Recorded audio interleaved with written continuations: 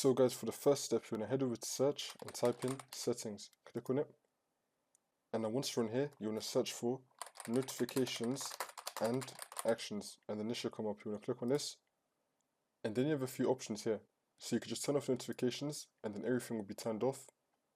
Or you could keep notifications on. And then you could choose for a specific app which notifications that you want to be turned off and which ones that you want to keep on.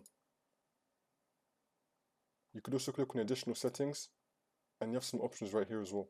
You can turn all these off if you want. You could also scroll back up and you have do not disturb, so you can turn this on.